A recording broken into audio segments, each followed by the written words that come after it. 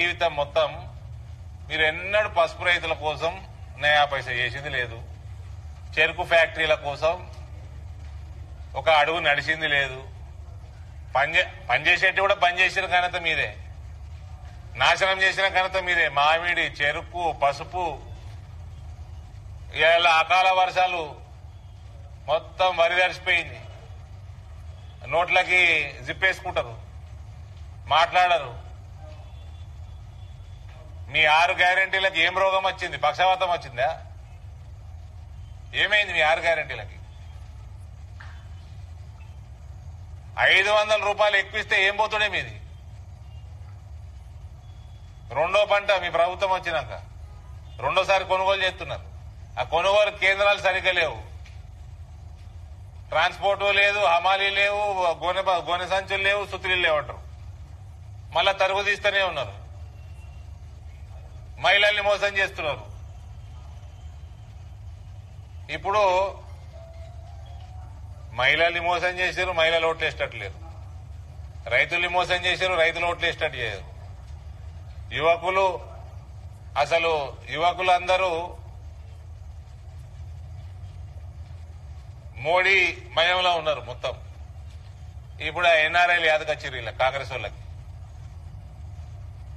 అరే జీవన్ రెడ్డి అంకుల్, భారతీయ జనతా పార్టీకి పనిచేసుడు ఎలక్షన్ల కోసం మీ లెక్క సీజనల్ పార్టీ కాదు. ఆడ ఇండియన్ పీపుల్ ఫోరం అని మా అనుబంధ సంస్థ.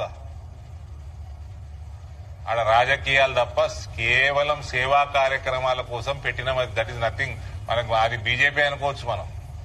ఆడ రాజకీయాలు చేయనియరు కాబట్టి రాజకీయాలు చేయకుండా కేవలం ఇవాళ ఇండియన్ పీపుల్ ఫోరం లాంటి సంస్థలు, భారతీయ జనతా పార్టీ నరేంద్ర మోడీ గారు ప్రైమ్ మినిస్టర్ అయినాక విదేశ్ విభాగ్, ఏదో మా డిఫరెంట్ మోర్చాలు ఉంటాయో అట్లా ఒక విభాగం, విదేశీ విభాగం పెట్టినాము. దాని కింద ఈ సంస్థలన్నీ విదేశాలలో పనిచేస్తున్నాయి.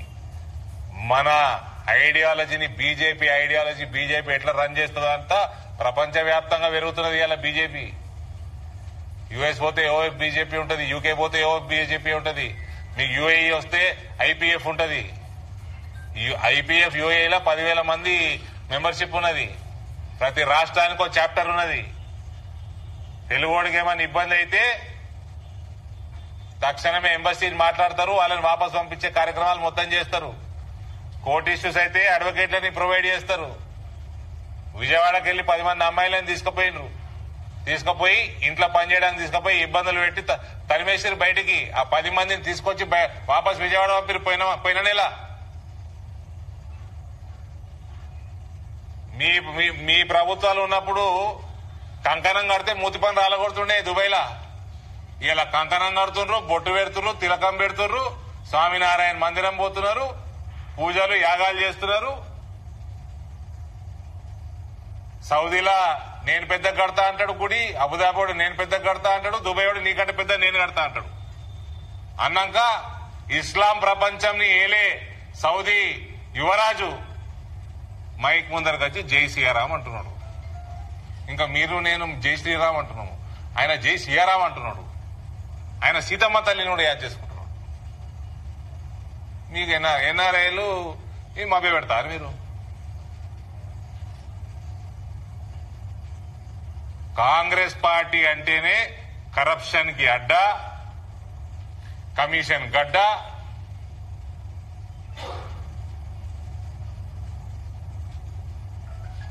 మళ్ళా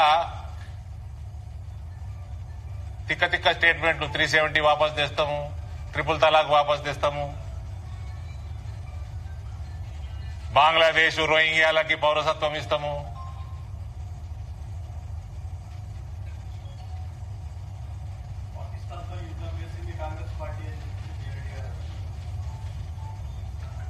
పాకిస్తాన్ క్రియేట్ చేసిందే నువ్వు. క్రియేట్ ఎడ్యుకేషన్ క్రియేట్ చేయకపోతే యుద్ధమే కాకపోవు.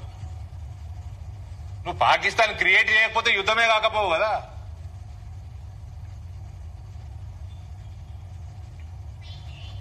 వాళ్ళు ఏమన్నా దానికి ఆన్సర్ ఉంటుందండి.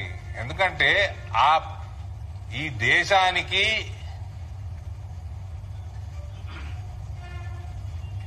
తీవ్ర నష్టం చేసిందే కాంగ్రెస్ పార్టీ. అవి రెక్టిఫై అయ్యే పరిస్థితి నరేంద్ర మోడీ గారు ప్రధానమంత్రి అయినాక 1 by 1 అవుతున్నాయి. ఈ సమయంలో ఆయన ఎలక్షన్ నిలబడు కరెక్టో రాంగో కూడా డౌటే నాకు. ఏం అవసరం ఆయనకి? 15వ ఎలక్షన్ ఆయనకి జీవితంలో. 11 సార్లు అసెంబ్లీ, 2 సార్లు ఎంపీ, ఒకసారి ఎమ్మెల్సీ. ఆయన సిట్టింగ్ ఎమ్మెల్సీ. ఇది 15వ ఎలక్షన్. సరే నిలబడుతున్నాడు, జవాబులు చెప్పాలి. ఈ ఎలక్షన్ సీరియస్నెస్ అర్థమైతే లేదు ఆయనకి.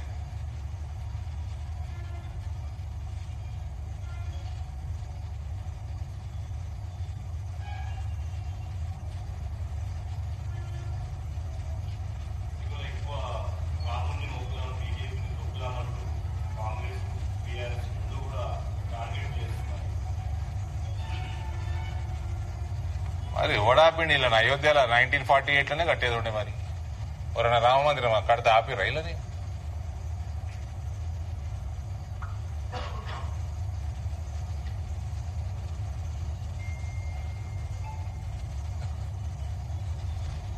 ఇవాళ ఒకటి వీకెండ్ కాంగ్రెస్ వాడు all India social media head బీజేపీలకు పోయిండు. నిన్న మిలింద్ దేవరా వేయండు, మొన్న జిందాల్ వేయండు, అంతకంటే ముందు చవాన్ వేయండు, రేపు ఎల్లుండో రేవంత్ పోతారట. ఈ ప్రశ్నలన్నీ జీవన్ రెడ్డి గారే కాదు, రేవంత్ రెడ్డి కూడా ఆన్సర్ చేయలేడు.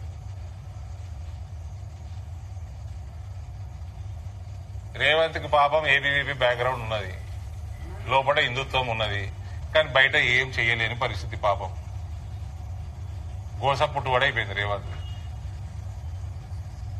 ఒక హిందువుకి మేలు చేయలేని ముఖ్యమంత్రి మనది, మన ముఖ్యమంత్రి. మై హిందూ మై ప్రాక్టీస్ అంటున్నాడు. Which what practice? What about all these CA, NRC, UCC, 370, triple talaq, Krishna Janmabhoomi? Do you have any stand on this, my dear chief minister? Population control,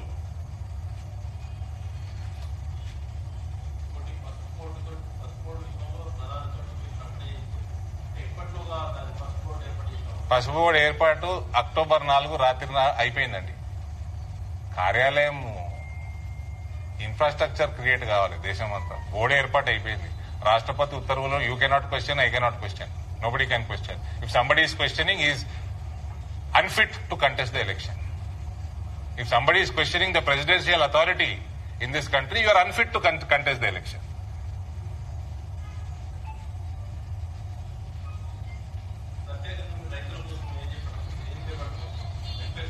మీ చెరుకు ఫ్యాక్టరీలు అంతర్జాతీయ సంస్థతోటి వాల్యుయేషన్ చేపియండి, అంతర్జాతీయ సంస్థతోటి వాల్యుయేషన్ చేపియండి ట్రాన్స్పరెంట్ గా. నెల రోజుల లోపల మేము టేక్ ఓవర్ చేస్తాం.